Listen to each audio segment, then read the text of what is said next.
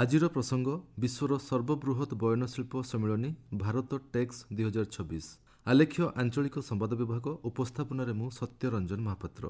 ଭାରତର ବୟନଶିଳ୍ପ କ୍ଷେତ୍ରକୁ ଅଧିକ ବିସ୍ତାର କରିବା ଲକ୍ଷ୍ୟ ନେଇ ଆଜିଠାରୁ ନୂଆଦିଲ୍ଲୀର ଭାରତ ମଣ୍ଡପମ୍ଠାରେ ସର୍ବବୃହତ୍ ବିଶ୍ୱ ବୟନଶିଳ୍ପ ସମ୍ମିଳନୀ ଭାରତ ଟେକ୍ସ 2026 ଆରମ୍ଭ ହୋଇଛି। ଆସନ୍ତା 17 ତାରିଖ ପର୍ଯ୍ୟନ୍ତ ଏହା ଜାରି ରହିବ। ଭାରତ ଟେକ୍ସ ବାଣିଜ୍ୟ ସଂଘ ଦ୍ୱାରା ଆୟୋଜିତ ଏହି କାର୍ଯ୍ୟକ୍ରମକୁ ବୟନଶିଳ୍ପ ରପ୍ତାନୀ ପ୍ରୋତ୍ସାହନ ପରିଷଦ, ଶିଳ୍ପ ଉଦ୍ୟୋଗୀ ସଂଘ ଏବଂ ବୟନଶିଳ୍ପ ମନ୍ତ୍ରଣାଳୟ ସହଯୋଗ ପ୍ରଦାନ କରୁଛି। ବୟନଶିଳ୍ପ, ଫ୍ୟାସନ୍, ସ୍ଥାୟିତ୍ୱ, ପ୍ରଯୁକ୍ତିବିଦ୍ୟା ଏବଂ ଆନ୍ତର୍ଜାତିକ ସ୍ତରରେ ବାଣିଜ୍ୟରେ ଭାରତର ବର୍ଦ୍ଧିତ ବିଶ୍ୱ ନେତୃତ୍ୱକୁ ଏହି କାର୍ଯ୍ୟକ୍ରମ ଏକ ମଞ୍ଚ ପ୍ରଦାନ କରିବ। ପ୍ରଧାନମନ୍ତ୍ରୀ ନରେନ୍ଦ୍ର ମୋଦିଙ୍କ 5F ଦୃଷ୍ଟିକୋଣ ଆଧାରରେ ଏହାର ଆୟୋଜନ କରାଯାଉଛି। ସେଗୁଡ଼ିକ ହେଉଛି ଫାର୍ମ, ଫାଇବର, ଫ୍ୟାକ୍ଟରି, ଫ୍ୟାସନ୍ ଏବଂ ଫରେନ୍। ବୟନଶିଳ୍ପ କ୍ଷେତ୍ରରେ ବ୍ୟବସାୟ, ନିବେଶ, ନବସୃଜନ, ନୂତନ ମାର୍ଗଦର୍ଶନ ଏବଂ ମୂଲ୍ୟ ଶୃଙ୍ଖଳରେ ସହଭାଗିତା ପାଇଁ ଏହି କାର୍ଯ୍ୟକ୍ରମ ଏକ ପ୍ରମୁଖ ପ୍ଲାଟଫର୍ମ ଭାବେ ବିକଶିତ ହେଉଛି। କେନ୍ଦ୍ର ବୟନଶିଳ୍ପ ମନ୍ତ୍ରୀ ଗିରିରାଜ ସିଂ ଆଜି ଏହି କାର୍ଯ୍ୟକ୍ରମର ଶୁଭାରମ୍ଭ କରିଛନ୍ତି। ସେ କହିଛନ୍ତି, ଚଳିତ ବର୍ଷ ଏହି କାର୍ଯ୍ୟକ୍ରମରେ 130ଟି ଦେଶର 60,000ରୁ ଅଧିକ କ୍ରେତା ଓ ପ୍ରଦର୍ଶକ ଅଂଶଗ୍ରହଣ କରୁଛନ୍ତି।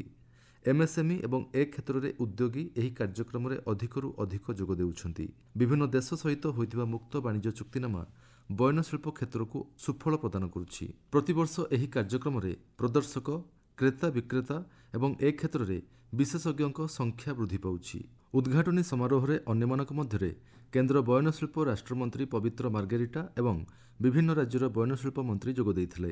ଚଳିତ ସଂସ୍କରଣରେ 8ଟି ରାଜ୍ୟ ପ୍ରାୟୋଜକ ଭାବେ ଏବଂ ଅନ୍ୟ 9ଟି ପ୍ରଦର୍ଶନୀ ରାଜ୍ୟ ଭାବେ ଅଂଶଗ୍ରହଣ କରୁଛନ୍ତି। ପ୍ରାୟୋଜକ ରାଜ୍ୟ ଭାବେ ମଧ୍ୟପ୍ରଦେଶ, ବିହାର, ଉତ୍ତରପ୍ରଦେଶ, ପଞ୍ଜାବ, ମହାରାଷ୍ଟ୍ର, ଗୁଜରାଟ, କର୍ଣ୍ଣାଟକ ଏବଂ ତାମିଲନାଡୁ ଏହି କାର୍ଯ୍ୟକ୍ରମର ଦାୟିତ୍ୱ ନେଉଛନ୍ତି।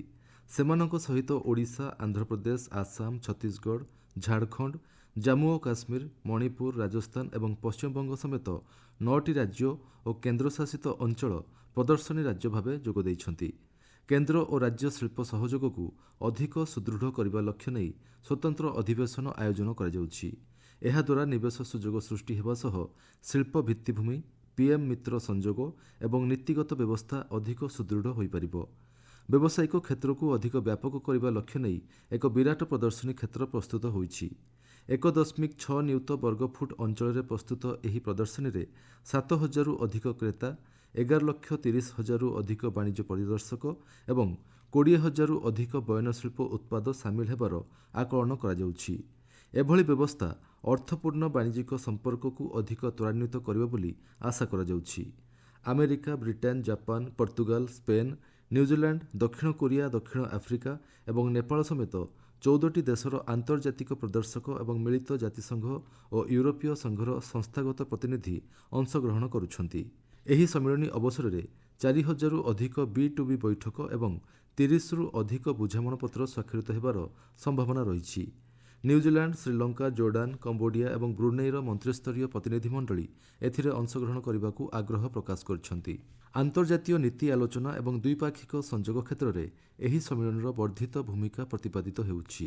ବିଭିନ୍ନ ସ୍ୱତନ୍ତ୍ର ଦ୍ୱିପାକ୍ଷିକ ଅଧିବେଶନରେ ଭାରତ ଆମେରିକା କପା ସହଭାଗିତା, ଭାରତ ନ୍ୟୁଜିଲାଣ୍ଡ ପଶମ ଇକୋସିଷ୍ଟମ, ଭାରତ ବ୍ରିଟେନ୍ ମୁକ୍ତ ବାଣିଜ୍ୟ ଚୁକ୍ତିନାମାରେ କାର୍ଯ୍ୟାନ୍ୱୟନ ସହିତ ଜାପାନ ପ୍ରତିନିଧି ମଣ୍ଡଳୀ ଏବଂ ରୁଷ କେନ୍ଦ୍ରିକ ବୟନଶିଳ୍ପ ଆଲୋଚନା ବୈଠକମାନ ଅନୁଷ୍ଠିତ ହେବ। ଏହି ସଂସ୍କରଣରେ 100ରୁ ଅଧିକ ବୟନଶିଳ୍ପ ଜ୍ଞାନ ଆଧାରିତ ଅଧିବେଶନ, 39ଟି ପ୍ୟାନେଲ ଓ 16ଟି ଗୋଲ ଟେବୁଲ ବୈଠକ ତଥା 8ଟି ରାଜ୍ୟଭିତ୍ତିକ ଅଧିବେଶନ ଅନୁଷ୍ଠିତ ହେବାର କାର୍ଯ୍ୟସୂଚୀ ରହିଛି। ସମ୍ମିଳନୀ ଅବସରରେ ବୟନଶିଳ୍ପ ନିରନ୍ତରତା ପୁରସ୍କାର 2026 ପ୍ରଦାନ କରାଯିବ। ଦକ୍ଷ ମାନବ ସମ୍ବଳ, ଶକ୍ତି ଏବଂ ନିର୍ଗମନ, ବୃତ୍ତାକାର ଅର୍ଥନୀତି, ନିରନ୍ତର ଉତ୍ପାଦ, ସାମାଜିକ ଦାୟିତ୍ୱ, ଦାୟିତ୍ୱପୂର୍ଣ୍ଣ ବ୍ୟବସାୟ ଏବଂ ଶିଳ୍ପ ସହଯୋଗ ଆଦି କ୍ଷେତ୍ରଗୁଡ଼ିକ ଉପରେ ପୁରସ୍କାର ପର୍ଯ୍ୟବେସିତ ହେବ। ଭାରତ ଟେକ୍ସ 2026 ସମ୍ମିଳନୀ ବିଶ୍ୱ ବୟନ ସମ୍ପ୍ରଦାୟ ପାଇଁ ଏହାର ଦ୍ୱାର ଉନ୍ମୁକ୍ତ କରିଛି। ସରକାରୀ କ୍ଷେତ୍ରଠାରୁ ଆରମ୍ଭ କରି ଉଦ୍ୟୋଗୀ, ରପ୍ତାନିକାରୀ, ନୀତି ନିର୍ଦ୍ଧାରକ, ନିବେଶକ ଏବଂ ନିର୍ମାତାଙ୍କୁ ଗୋଟିଏ ପ୍ଲାଟଫର୍ମରେ ଏକତ୍ରିତ କରି ଏହି କାର୍ଯ୍ୟକ୍ରମ ଆନ୍ତର୍ଜାତିକ ସହଭାଗିତାକୁ ଅଧିକ ସୁଦୃଢ଼ କରିବା ନେଇ ଆଶା କରାଯାଉଛି।